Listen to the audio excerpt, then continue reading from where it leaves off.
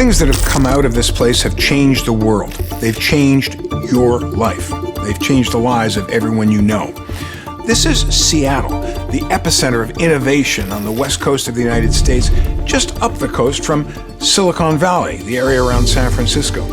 Together, these two hubs of change have delivered products and processes and potential that the world is still adjusting to. This is where technology juggernauts like Amazon have set up their new headquarters, with shiny new towers dominating downtown Seattle, and the odd, iconic, and unmistakable Amazon spheres at the center of the campus. Not far away, Microsoft has generated 3/4 of the world's operating systems. 3/4 of the computers everywhere on the planet are using something that was designed and sold by Microsoft. Here, this raises a simple and curious question. All of this is happening in the United States. Why the United States? Why not somewhere else? Something about here that is definitely unique from other places. I do think that venture capital is a little bit easier to get. I also think that the U.S. has a unique advantage in that there are a lot of overseas talent that we've been able to poach. I think it will maintain. We have huge companies really thinking about the future and what it looks like. This is the year of artificial intelligence, AI. It's what everyone's talking about, and it's what a lot of people are investing in. Microsoft, for example, is going to spend $1.5 billion on an AI project with G42 based in the United Arab Emirates. It is an enormous wager that Microsoft is making that AI is going to thrive in a whole new hub. It means a lot of jobs, it means a lot of change, it means a lot of excitement for the region, but it may mean something more. What does it tell us about the ongoing tug of war between American big tech and big tech elsewhere? What does it tell us about the future of big tech? I came here to find out. Lara Bradshaw, how did American big tech get so dominant? We're here in Seattle right now, right? So the land of Microsoft and Amazon in particular, which has, dramatically changed not only the Seattle landscape, but I would say larger global landscape as well of how we think about information. Something to consider with the way tech has really become so big and the way it's changed the landscape is, if you look at just specifically at Microsoft, right, how much they've grown, specifically with the launch of OpenAI, or the support behind that, right, and ChatGPT, which, right now, that was about a year and a half ago. But that has dramatically changed, the landscape of the way we think about technology and the way we think about just about every sector in society, as well as jobs and the types of products and experiences that we will experience. So I think there's a lot of layers to how tech has gotten so big. I think something I'm interested in as an educator, tech is definitely very instrumental in the way we think of education. I think a lot more so than even 10, 20 years ago. It's something, I think about with students and the way they learn. And that's something that we will see develop in the coming years ahead. We can't predict exactly where it's going to be in 10 years, but it's something that already OpenAI has massively changed the way students and teachers are accessing education. And they're using American products to do it. I mean, we in the United States import things from all over the world. We're used to other people manufacturing very good things, providing very good services. Why isn't there something equivalent to big tech or AI coming at us from Europe or from Asia or from India, do you think? A lot of it has to do with, again, the concentration of where a lot of this invention and innovations is coming from. Not to say that, there are many companies globally, and I think this is definitely a global phenomena, right? This is not something that is just going to impact specific cities or regions, even though it will have a specific impact as well.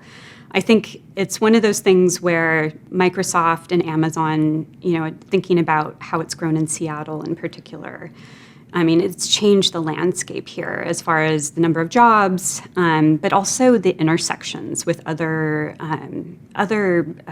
types of work, right, and other types of sectors. So you have medical, you have education, philanthropy here. I think that's also media and communications. So it's something that I think is a global thing, right? It still will impact these regions that you mentioned. But I think right now there is a concentration, especially in the U.S. and specifically in the Pacific Northwest, with just where the companies are located, but also where the talent is coming to. So success breeds success. The whole thing is like a snowball rolling downhill. What starts out big just keeps getting bigger. That's just the way the world works. It's growing. It's something that I think will be more U.S. focused. It doesn't necessarily, again, mean that the success will happen all right here in the United States or in Seattle. But I do think that there's a purposeful concentration of AI technology, but also responsible AI work being done. You keep bringing us back to AI. So let me ask you about that, because as you know, Microsoft just made an enormous investment in AI with a firm called G42 based in the United Arab Emirates. And there's some talk that AI now needs so much money that that's really what's going to determine the future, is who can come up with the cash, who can generate the investments, and there is money there.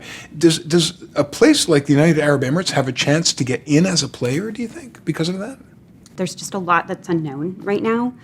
I think, I come from, my relationship with AI is more in the startup realm, but I know, the work that I've done in startup, we definitely worked with companies in United Arab Emirates and across many different Arab countries. And I think this is something that more and more companies, and especially from areas like you just mentioned, will have a chance to participate and create all kinds of different opportunities to help people, solve different problems. In my world, it's very much around conversational AI. So, solving problems for customer service and for marketing.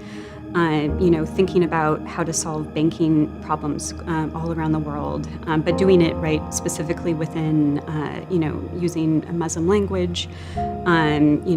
So I think there's just a lot that different countries will be able to participate in and be able to be successful. Again, though, they have to navigate a landscape that really is populated by giants. We mentioned Microsoft in the UAE. Then there's a company also in the UAE called Noon.com, which is an e-commerce company. It's competing against Amazon. One way or the other, does everybody in big tech now have to figure out what they're going to do, not just to please their clients, not just to make money for themselves, but also their relationship with these enormous American technological giants? I think, that's a big part of it, yeah. Right now, I don't think that will always be that way, but right now, I think that's the focus where, this is where a lot of the innovation, a lot of the resource allocation is coming from. The way Amazon sells products has a big influence on what people buy. Yeah. The way Amazon sells books has a lot of influence on what books people buy. The way Google does searches has a lot of influence on the way people get information. AI, when it interacts with human beings, is going to have a lot of influence also on culture. And again, Google, Chat AI, all of the AI companies that we could think about mentioning, Amazon, these are all American companies.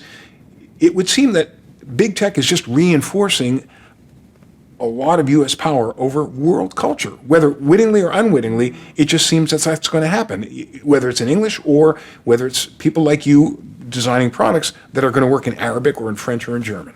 Yeah, that's a great question and observation. I think that's very real concern.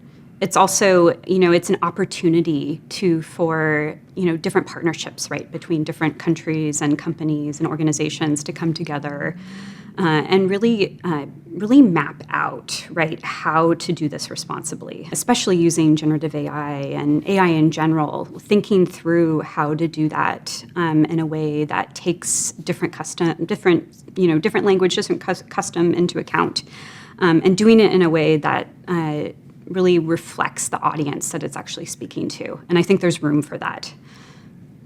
Do you think there's a level playing field, or do you think that things are so imbalanced now in favor of the instruments of American culture that the rest of the world's going to be playing an American game no matter what happens?